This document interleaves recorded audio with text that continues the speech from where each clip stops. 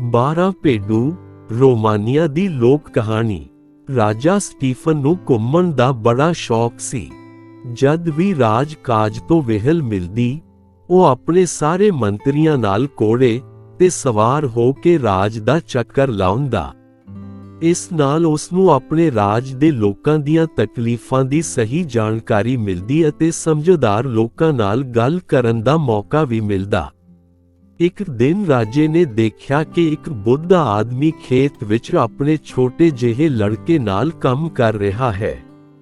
ਉਸਨੇ ਰੁਕ ਕੇ ਬੁੱਢੇ ਨੂੰ ਕਿਹਾ, ਬਾਬਾ, ਜੇ ਤੁਸੀਂ ਆਪਣੇ ਕੰਮ ਦੀ ਸ਼ੁਰੂਆਤ ਸਵੇਰੇ ਛੇਤੀ ਕਰ ਦਿੰਦੇ ਤਾਂ ਅੱਜ ਤੁਹਾਨੂੰ ਇੰਨੀ ਦੇਰ ਤੱਕ ਕੰਮ ਕਰਨ ਦੀ ਜ਼ਰੂਰਤ ਨਾ ਪੈਂਦੀ। ਬੁੱਢੇ ਨੇ ਰਾਜੇ ਨੂੰ ਝੁਕ ਕੇ ਨਮਸਕਾਰ ਕੀਤੀ। ਫਿਰ ਬੜੀ ਦੁਖੀ ਆਵਾਜ਼ ਵਿੱਚ ਬੋਲਿਆ, ਰਾਜਨ, ਮੈਂ ਤਾਂ ਜਲਦੀ ਜਾਗ ਗਿਆ ਸੀ। ਆਪਣੇ ਕੰਮ ਦੀ ਸ਼ੁਰੂਆਤ ਵੀ ਮੈਂ ਸਵੇਰੇ ਜਲਦੀ ਕੀਤੀ ਸੀ, ਪਰ ਕਿਸਮਤ ਨੇ ਸਾਥ ਨਹੀਂ ਦਿੱਤਾ। ਮੇਰੇ ਕੋਲ ਬਸ ਇਸੇ ਦਾ ਸਹਾਰਾ ਰਹਿ ਗਿਆ। ਅਸਲ ਵਿੱਚ ਬੁੱਢੇ ਦੇ 6 ਬੱਚੇ ਛੋਟੀ ਉਮਰ ਵਿੱਚ ਹੀ ਰੱਬ ਨੂੰ ਪਿਆਰੇ ਹੋ ਗਏ ਸਨ। ਸਿਰਫ ਇਹ 7ਵਾਂ ਬੱਚਾ ਬਚਿਆ ਸੀ। ਉਹ ਮੈਨੂੰ ਬੇਹੱਦ ਦੁੱਖ ਹੈ, ਰਾਜੇ ਨੇ ਕਿਹਾ। ਫਿਰ ਪੁੱਛਿਆ, ਇਸ ਵਾਰ ਤੁਹਾਨੂੰ ਆਪਣੀ ਫਸਲ ਕਿਹੋ ਜਿਹੀ ਹੋਣ ਦਾ ਅਨੁਮਾਨ ਹੈ? ਕੀ ਤੁਹਾਨੂੰ ਆਪਣੀ ਮਿਹਨਤ ਦਾ ਪੂਰਾ ਫਲ ਮਿਲੇਗਾ? ਰਾਜਨ, ਇਹ ਤਾਂ ਆਉਣ ਵਾਲੇ ਇਸ ਸਮੁੰਦਰੀ ਜਹਾਜ਼ ਤੇ ਨਿਰਭਰ ਹੈ। ਜੇ ਜਹਾਜ਼ ਨੱਕੋ ਨੱਕ ਭਰਿਆ ਹੋਇਆ ਜਾਂ ਫਿਰ ਖਾਲੀ ਆਇਆ ਤਾਂ ਫਸਲ ਚੰਗੀ ਨਹੀਂ ਹੋਵੇਗੀ। ਹਾਂ, ਜੇ ਉਹ ਅੱਧਾ ਭਰਿਆ ਹੋਇਆ ਅਤੇ ਅੱਧਾ ਖਾਲੀ ਆਇਆ ਤਾਂ ਫਸਲ ਖੂਬ ਹੋਵੇਗੀ। ਬੁੱਢੇ ਨੇ ਸਿਰ ਝੁਕਾ ਕੇ ਮੁਸਕਰਾਉਂਦੇ ਹੋਏ ਜਵਾਬ ਦਿੱਤਾ, ਹਾਂ, ਤੁਹਾਡੀ ਇਹ ਗੱਲ ਤਾਂ ਸੱਚ ਹੈ। ਰਾਜੇ ਨੇ ਬੁੱਢੇ ਦੀ ਬੁਝਾਰਤ ਭਰੀ ਗੱਲ ਤੇ ਖੁਸ਼ ਹੋ ਕੇ ਕਿਹਾ, ਅੱਛਾ ਬਾਬਾ, ਜੇ ਮੈਂ ਕਦੀ ਤੁਹਾਡੇ ਕੋਲ ਆਪਣੇ 12 ਭੇਡੂ ਭੇਜਾਂ ਤਾਂ ਕੀ ਤੁਸੀਂ ਉਹਨਾਂ ਨੂੰ ਕੱਟ ਸਕੋਗੇ? ਰਾਜੇ ਨੇ ਤੁਰਦੇ ਤੁਰਦੇ ਪੁੱਛਿਆ, ਹਾਂ ਹਾਂ, ਜ਼ਰੂਰ ਕਰ ਲਓ, ਮੈਂ ਉਹਨਾਂ ਨੂੰ ਜ਼ਰੂਰ ਕੱਟ ਦਊਂਗਾ। ਬੁੱਢੇ ਨੇ ਮੁਸਕਰਾ ਕੇ ਕਿਹਾ। ਰਾਜੇ ਅਤੇ ਬੁੱਢੇ ਦੀਆਂ ਇਹਨਾਂ ਬੇਸਿਰ ਪੈਰ ਦੀਆਂ ਗੱਲਾਂ ਤੋਂ ਸਾਰੇ ਮੰਤਰੀ ਉਕਤਾ ਗਏ ਸਨ। ਉਹਨਾਂ ਨੂੰ ਉਸ ਉਜੜ ਬੁੱਢੇ ਤੇ ਬਹੁਤ ਗੁੱਸਾ ਆ ਰਿਹਾ ਸੀ, ਜੋ ਰਾਜੇ ਦੇ ਹਰੇਕ ਸਿੱਧ ਪੱਧਰੇ ਪ੍ਰਸ਼ਨ ਦਾ ਬੇਤੁਕਾ ਜਵਾਬ ਦਿੰਦਾ ਸੀ। ਕੁਝ ਦੇਰ ਬਾਅਦ ਸਾਰੇ ਜਣੇ ਵਾਪਸ ਚਲੇ ਗਏ। ਇਸ ਘਟਨਾ ਦੇ ਕਈ ਦਿਨਾਂ ਮਗਰੋਂ ਰਾਜੇ ਨੇ ਆਪਣੇ ਸਾਰੇ ਮੰਤਰੀਆਂ ਨੂੰ ਬੁਲਾਇਆ ਅਤੇ ਪੁੱਛਿਆ, ਜਦ ਅਸੀਂ ਪਿਛਲੀ ਵਾਰ ਘੁੰਮਣ ਗਏ ਸੀ ਤਾਂ ਖੇਤ ਵਿੱਚ ਇੱਕ ਬੁੱਢੇ ਨੂੰ ਮਿਲੇ ਸੀ। ਮੇਰੇ ਪੁੱਛਣ ਤੇ ਉਸਨੇ ਕਿਹਾ ਸੀ ਕਿ ਉਸਨੇ ਤਾਂ ਦਿਨ ਪਹਿਲਾਂ ਸ਼ੁਰੂ ਕੀਤਾ ਸੀ, ਪਰ ਕਿਸਮਤ ਨੇ ਸਾਥ ਨਹੀਂ ਦਿੱਤਾ। ਇਸ ਗੱਲ ਦਾ ਕੀ ਅਰਥ ਸੀ? ਉਹ ਬੁੱਢਾ ਕੀ ਕਹਿਣਾ ਚਾਹ ਰਿਹਾ ਸੀ? ਸਾਰੇ ਮੰਤਰੀ ਸੋਚ ਵਿੱਚ ਪੈ ਗਏ ਤੇ ਬੋਲੇ, ਰਾਜਨ, ਭਲਾ ਇਹ ਅਸੀਂ ਕਿਵੇਂ ਦੱਸ ਸਕਦੇ ਹਾਂ ਕਿ ਉਹ ਬੁੱਢਾ ਕੀ ਕਹਿਣਾ ਚਾਹ ਰਿਹਾ ਸੀ? ਚਲੋ ਫਿਰ ਦੱਸੋ, ਉਹ ਕਿਸ ਸਮੁੰਦਰੀ ਜਹਾਜ਼ ਦੇ ਬਾਰੇ ਗੱਲ ਕਰ ਰਿਹਾ ਸੀ ਜਿਸ ਤੇ ਉਸ ਦੀ ਫਸਲ ਨਿਰਭਰ ਹੈ? ਰਾਜੇ ਨੇ ਪੁੱਛਿਆ। ਸਾਡੀ ਸਮਝ ਵਿੱਚ ਤਾਂ ਉਸ ਸਮੇਂ ਵੀ ਕੁਝ ਨਹੀਂ ਆਇਆ ਸੀ। ਸਾਨੂੰ ਲੱਗਾ ਕਿ ਐਨੀ ਉਮਰ ਵਿੱਚ ਆ ਕੇ ਉਹ ਥੋੜਾ ਸਨਕੀ ਹੋ ਗਿਆ ਹੈ। ਭਲਾ ਕਿਸੇ ਪਾਣੀ ਦੇ ਜਹਾਜ਼ ਦਾ ਫਸਲ ਨਾਲ ਕੀ ਲੈਣਾ ਦੇਣਾ ਹੁੰਦਾ ਹੈ? ਇੱਕ ਨੇ ਉੱਤਰ ਦਿੱਤਾ। ਰਾਜੇ ਨੂੰ ਗੁੱਸਾ ਆ ਗਿਆ। ਉਸਨੇ ਖਿੱਝ ਕੇ ਕਿਹਾ, ਫਿਰ ਤੁਸੀਂ ਲੋਕ ਕੀ ਜਾਣਦੇ ਹੋ? ਤੁਸੀਂ ਲੋਕ ਉਸ ਦੀ ਨਿੱਕੀ ਜਿਹੀ ਗੱਲ ਨੂੰ ਨਹੀਂ ਸਮਝ ਸਕੇ। ਜੇ ਅਕਲ ਵਿੱਚ ਨਹੀਂ ਆਈ ਸੀ ਤਾਂ ਪੁੱਛਿਆ ਕਿਉਂ ਨਹੀਂ? ਮੰਤਰੀ ਹੱਕੇ ਬੱਕੇ ਰਹਿ ਗਏ। ਕੀ ਕਹਿੰਦੇ? ਅੱਛਾ, ਉਹ 12 ਭੇਡੂ ਕਿਹੜੇ ਹਨ ਜਿਨ੍ਹਾਂ ਨੂੰ ਲੋੜ ਪੈਣ ਤੇ ਉਹ ਕੱਟ ਦੇਗਾ? ਰਾਜੇ ਨੇ ਪੁੱਛਿਆ।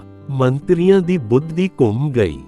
12 ਭੇਡੂਆਂ ਨੂੰ ਕੱਲਣ ਦੀ ਗੱਲ ਰਾਜੇ ਨੇ ਖੁਦ ਕੀਤੀ ਸੀ। ਹੁਣ ਉਹਨਾਂ ਤੋਂ ਪੁੱਛ ਰਿਹਾ ਸੀ ਕਿ ਉਹ 12 ਭੇਡੂ ਕਿਹੜੇ ਸਨ। ਸਾਰੇ ਮੰਤਰੀ ਵਾਰ-ਵਾਰ ਸੋਚਣ ਲੱਗੇ, ਪਰ ਉਹਨਾਂ ਦੀ ਸਮਝ ਵਿੱਚ ਕੁਝ ਨਹੀਂ ਪਿਆ ਕਿ ਉਹਨਾਂ ਬੇਸਿਰ ਪੈਰ ਦੀਆਂ ਗੱਲਾਂ ਦਾ ਕੀ ਉੱਤਰ ਦੇਣ। ਉਹ ਸਿਰ ਸੁੱਟੀ ਚੁੱਪ-ਚਾਪ ਖੜੇ ਰਹੇ। ਮੈਂ ਚਾਹੁੰਦਾ ਹਾਂ ਕਿ ਤੁਸੀਂ ਇਹਨਾਂ ਸਾਰੀਆਂ ਗੱਲਾਂ ਦਾ ਸਹੀ ਅਰਥ ਮੈਨੂੰ ਦੱਸੋ। ਮੈਂ ਤੁਹਾਨੂੰ 3 ਦਿਨ ਦਾ ਸਮਾਂ ਦਿੰਦਾ ਹਾਂ। ਜੇ ਮੈਨੂੰ ਉੱਤਰ ਨਾ ਮਿਲਿਆ ਤਾਂ ਮੇਰੇ ਗੁੱਸੇ ਦਾ ਮਤਲਬ ਤੁਸੀਂ ਜਾਣਦੇ ਹੀ ਹੋ। ਰਾਜੇ ਨੇ ਤਿਉੜੀਆਂ ਪਾ ਕੇ ਕਿਹਾ। ਸਾਰੇ ਮੰਤਰੀ ਪਰੇਸ਼ਾਨ ਹੋ ਗਏ। ਉਹ ਸੋਚ ਰਹੇ ਸਨ ਕਿ ਰਾਜੇ ਨੂੰ ਕੀ ਕਹਿਣ ਜਿਸ ਨੇ ਇੱਕ ਪਾਗਲ ਬੁੱਢੇ ਨੂੰ ਬੁੱਧੀਮਾਨ ਮੰਨ ਲਿਆ ਸੀ। ਰਾਜਾ ਨੂੰ ਉਹਨਾਂ ਗੱਲਾਂ ਦਾ ਅਰਥ ਉਸੇ ਵੇਲੇ ਉਸ ਪਾਗਲ ਬੁੱਢੇ ਤੋਂ ਪੁੱਛ ਲੈਣਾ ਚਾਹੀਦਾ ਸੀ, ਪਰ ਉਸ ਸਮੇਂ ਤਾਂ ਰਾਜਾ ਮੁਸਕਰਾ ਰਿਹਾ ਸੀ ਤੇ ਹੁਣ ਉਹ ਕੀ ਕਰਨ। ਉਹਨਾਂ ਨੂੰ ਕੋਈ ਨਾ ਕੋਈ ਉੱਤਰ ਤਾਂ ਰਾਜੇ ਨੂੰ ਦੇਣਾ ਹੀ ਪੈਣਾ ਸੀ। ਉਹ ਰਾਜ ਦੇ ਬੁੱਧੀਮਾਨ ਲੋਕਾਂ ਦੇ ਕੋਲ ਗਏ। ਭਵਿੱਖ ਦੱਸਣ ਵਾਲਿਆਂ ਦਾ ਪੱਲਾ ਫੜਿਆ। ਰਾਜ ਦੇ ਕਿਤਾਬਕਾਰ ਦੀਆਂ ਕਿਤਾਬਾਂ ਛਾਣ ਸੁੱਟੀਆਂ, ਪਰ ਸਭ ਬੇਅਰਥ। ਰਾਜੇ ਦਾ ਦਿੱਤਾ ਹੋਇਆ ਸਮਾਂ ਤੇਜ਼ੀ ਨਾਲ ਗੁਜ਼ਰ ਰਿਹਾ ਸੀ। ਹੁਣ ਉਹਨਾਂ ਦੇ ਕੋਲ ਆਖਰੀ ਉਪਾਅ ਬਚਿਆ ਸੀ, ਉਹਨਾਂ ਗੱਲਾਂ ਦਾ ਉੱਤਰ ਉਸੇ ਬੁੱਢੇ ਤੋਂ ਪੁੱਛਣਾ। ਉਹਨਾਂ ਨੇ ਇੱਕ ਮੰਤਰੀ ਨੂੰ ਉਸ ਦੇ ਕੋਲ ਘੱਲਿਆ। ਮੰਤਰੀ ਦੀਆਂ ਮਿੱਠੀਆਂ ਗੱਲਾਂ ਤੋਂ ਬੁੱਢੇ ਨੂੰ ਸਾਰਾ ਮਾਮਲਾ ਸਮਝ ਵਿੱਚ ਆ ਗਿਆ। ਉਸਨੇ ਉਸ ਨੂੰ ਹੱਸ ਕੇ ਟਾਲ ਦਿੱਤਾ। ਮੰਤਰੀ ਨੇ ਇਹ ਕਹੇ ਕਿ ਦੂਜੇ ਮੰਤਰੀ ਉਸ ਨੂੰ ਮਿਲਣਾ ਚਾਹੁੰਦੇ ਹਨ, ਉਸ ਨੂੰ ਆਪਣੇ ਨਾਲ ਚੱਲਣ ਲਈ ਬੇਨਤੀ ਕੀਤੀ। ਦੇਖਦੇ ਨਹੀਂ, ਮੇਰੀ ਫਸਲ ਪੱਕ ਗਈ ਹੈ, ਉਸ ਨੂੰ ਛੱਡ ਕੇ ਮੈਂ ਤੁਹਾਡੇ ਨਾਲ ਕਿਵੇਂ ਜਾ ਸਕਦਾ ਹਾਂ? ਮੇਰਾ ਬਹੁਤ ਨੁਕਸਾਨ ਹੋ ਜਾਏਗਾ। ਮੈਂ ਬੜੀ ਮਿਹਨਤ ਨਾਲ ਫਸਲ ਉਗਾਈ ਹੈ। ਬੁੱਢੇ ਨੇ ਕਿਹਾ, ਬਾਬਾ, ਫਸਲ ਦੇ ਨੁਕਸਾਨ ਲਈ ਪਰੇਸ਼ਾਨ ਨਾ ਹੋਵੋ। ਸਾਰੇ ਮੰਤਰੀਆਂ ਵੱਲੋਂ ਤੁਹਾਨੂੰ ਸਾਰੀ ਫਸਲ ਦੀ ਕੀਮਤ ਮੈਂ ਦੇ ਦਿੰਦਾ ਹਾਂ। ਹੁਣ ਤਾਂ ਤੁਸੀਂ ਮੇਰੇ ਨਾਲ ਚੱਲੋ। ਤਦ ਠੀਕ ਹੈ, ਬੁੱਢੇ ਨੇ ਹੱਸ ਕੇ ਕਿਹਾ ਅਤੇ ਪੂਰੇ 1200 ਲੀ ਰੋਮਾਨੀਆ ਦੀ ਕਰੰਸੀ ਲੈ ਕੇ ਉਹਨਾਂ ਨਾਲ ਤੁਰ ਪਿਆ। ਜਦ ਮੰਤਰੀ ਬੁੱਢੇ ਨਾਲ ਇੱਕ ਕਮਰੇ ਵਿੱਚ ਗੱਲ ਕਰਨ ਲੱਗੇ ਤਾਂ ਰਾਜਾ ਵੀ ਨਾਲ ਵਾਲੇ ਕਮਰੇ ਵਿੱਚ ਖੜ੍ਹਾ ਹੋ ਕੇ ਉਹਨਾਂ ਦੀਆਂ ਗੱਲਾਂ ਸੁਣਨ ਲੱਗਾ। ਕੀ ਤੁਸੀਂ ਦੱਸਗੇ ਕਿ ਜਦ ਤੁਸੀਂ ਰਾਜੇ ਨਾਲ ਗੱਲਾਂ ਕਰ ਰਹੇ ਸੀ ਤਾਂ ਤੁਹਾਡੀ ਇਸ ਗੱਲ ਦਾ ਕੀ ਮਤਲਬ ਸੀ ਕਿ ਮੈਂ ਆਪਣਾ ਦਿਨ ਬਹੁਤ ਪਹਿਲਾਂ ਸ਼ੁਰੂ ਕਰ ਦਿੱਤਾ ਸੀ, ਪਰ ਕਿਸਮਤ ਨੇ ਸਾਥ ਨਹੀਂ ਦਿੱਤਾ?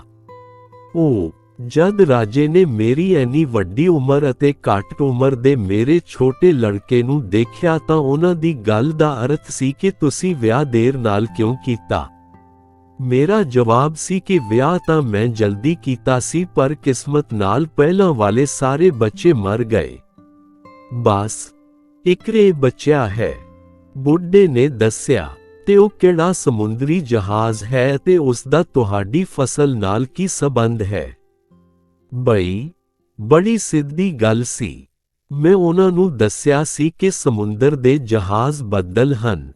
ਜੇ ਉਹ ਨੱਕ ਭਰੇ ਹੋਏ ਜਾਂ ਖਾਲੀ ਆਏ ਤਾਂ ਫਸਲ ਖਰਾਬ ਹੋ ਜਾਵੇਗੀ, ਪਰ ਜੇ ਅੱਧੇ ਭਰੇ ਹੋਏ ਆਏ ਤਾਂ ਫਸਲ ਚੰਗੀ ਹੋਵੇਗੀ। ਮਤਲਬ ਸੀ ਕਿ ਜੇ ਪੂਰੀ ਗਰਮੀ ਮੀਂਹ ਪਿਆ ਜਾਂ ਬਿਲਕੁਲ ਨਾ ਪਿਆ ਤਾਂ ਵੀ ਫਸਲ ਖਰਾਬ ਹੋ ਜਾਏਗੀ। ਸਿਰਫ ਜਦ ਗਰਮੀ ਅਤੇ ਬਰਸਾਤ ਦੋਵਾਂ ਦਾ ਸਾਥ ਹੋਵੇਗਾ ਤਦੇ ਫਸਲ ਚੰਗੀ ਹੋਵੇਗੀ। ਵਾਹ, ਇੱਕ ਆਖਰੀ ਪ੍ਰਸ਼ਨ ਹੋਰ। ਰਾਜਨ ਕਿਹੜੇ 12 ਭੇਡੂਆਂ ਦੀ ਗੱਲ ਕਰ ਰਹੇ ਸੀ ਜਿਨ੍ਹਾਂ ਨੂੰ ਕੱਟਣ ਲਈ ਤੁਹਾਨੂੰ ਕਹਿ ਰਹੇ ਸਨ? ਬੁੱਢਾ ਖਿੜਖਿੜਾ ਕੇ ਹੱਸ ਪਿਆ ਤੇ ਬੋਲਿਆ, ਕੱਟਣ ਦਾ ਮਤਲਬ ਹਰਾਉਣਾ ਹੈ ਅਤੇ 12 ਭੇਡੂ ਤੁਸੀਂ ਲੋਕ ਹੀ ਹੋ। ਬੁੱਢੇ ਨੇ ਮੰਤਰੀਆਂ ਨੂੰ ਗਿਣਨਾ ਸ਼ੁਰੂ ਕੀਤਾ। 1 2 3 4 11 ਅਤੇ 12 ਅਤੇ ਮੈਂ ਤਾਂ ਤੁਸਾਂ ਸਾਰਿਆਂ ਨੂੰ ਕੱਟ ਮਤਲਬ ਹਰਾ ਵੀ ਚੁੱਕਾ ਹਾਂ, ਪੂਰੇ 1200 ਲੀ ਲੈ ਕੇ। ਸਾਰੇ ਮੰਤਰੀ ਸ਼ਰਮ ਨਾਲ ਪਾਣੀ ਹੋ ਗਏ। ਵਾਹ, ਮੇਰੇ ਦਰਬਾਰ ਦੇ ਬੁੱਧੀਮਾਨ ਮੰਤਰੀਓ, ਨਿੱਕੀ ਜਿਹੀ ਗੱਲ ਸਮਝਣ ਲਈ ਤੁਸੀਂ ਗਰੀਬ ਬਜ਼ੁਰਗ ਨੂੰ ਇੱਥੇ ਸੱਦਿਆ। ਕੁਝ ਸਿੱਖਣ ਦੇ ਲਈ ਤੁਸਾਂ ਲੋਕਾਂ ਨੂੰ ਖੁਦ ਜਾਣਾ ਚਾਹੀਦਾ ਸੀ। ਤਦੇ ਅਚਾਨਕ ਰਾਜੇ ਨੇ ਆ ਕੇ ਗੁੱਸੇ ਨਾਲ ਕਿਹਾ। ਘਬਰਾਏ ਮੰਤਰੀ ਬੋਲੇ, ਰਾਜਨ, ਸਾਨੂੰ ਮੁਆਫ ਕਰੋ, ਅਸੀਂ ਤੁਹਾਡੇ ਸਖਤ ਦੰਡ ਦੇ ਡਰ ਤੋਂ ਘਬਰਾ ਗਏ ਸੀ। ਫਿਰ ਰਾਜੇ ਨੂੰ ਬੁੱਢੇ ਨੂੰ ਸੋਨੇ ਦੀਆਂ ਮੋਹਰਾਂ ਇਨਾਮ ਵਜੋਂ ਦੇ ਕੇ ਵਿਦਾ ਕੀਤਾ।